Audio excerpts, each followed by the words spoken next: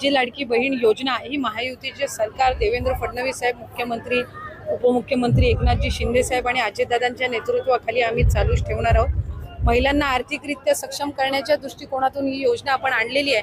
आता पुढचं पाऊल याच्यामध्ये महिलांमध्ये आर्थिक साक्षरता आणणं म्हणजे फायनान्शियल लिटरसी ही त्यांच्यामध्ये आणण्याचं आम्ही ठेवलेलं आहे।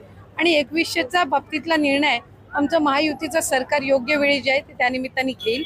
आम्ही लाडक्या बहिणींना दिलेलं वचन जसं 1500चं पूर्ण केलेलं आहे तसं 2100चं सुद्धा दिलेल्या वचनापासून आम्ही काही हरकत कधी घेणार नाही आणि लाडक्या बहिणींच्या आयुष्यामध्ये आनंद महायुतीच्या सरकारच्या माध्यमातून असंच चालू आहे। मात्र विरोधकांकडून याच मुद्द्याला धरून वारंवार टीका केली जाते की सरकारने कुठेतरी लाडक्या बहिणींची फसवणूक केली आहे। विरोधकांची नजरेत सुरुवातीपासूनच लाडकी बहीण योजना खूपच आलेली आहे।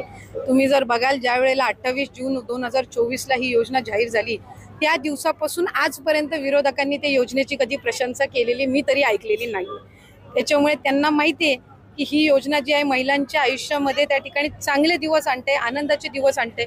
अशा पद्धतीची योजना आजपर्यंत कधी आली नव्हती, महायुतीच्या सरकारने पहिली आणली। विरोधक पहिले म्हणायचे की तुमचं फक्त रजिस्ट्रेशन करून घेतील, 1500 तुम्हाला येणार नाहीत, मग 1500 यायला लागले।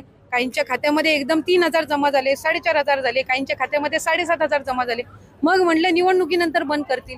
निवडणुकीनंतर पण डिसेंबर असेल, जानेवारी असेल, फेब्रुवारी असेल, मार्च महिन्याचा लाभ सुद्धा सुरू आहे। विरोधक टीका करत राहणार, त्यांच्यामधलं जे नैराश्य आहे ते कुठं ना कुठंतरी या योजनेवर काढण्याचा त्यांचा प्रयत्न राजकारण सध्या बदलताना दिसतंय। काल जयंत पाटील अजितदादांची भेट झाल्यानंतर नवीन नाही, एका सार्वजनिक कार्यक्रमामध्ये भेट होणं, आम्ही काही एकमेकाचे काही शत्रू नाही आहोत। राजकीय वेगवेगळे जरी त्या दोघांनी त्या ठिकाणी निर्णय घेतलेले असले, एका सार्वजनिक कार्यक्रमामध्ये स्वाभाविकरित्या आज मुख्यमंत्री, दोन्ही उपमुख्यमंत्री किंवा कुठले मंत्री किंवा समोरचे विरोधी पक्ष नेते जरी आले तरी त्या निमित्ताने एका व्यासपीठावर असतात। त्याच्यामुळे त्यामध्ये काही असं वेगळं काही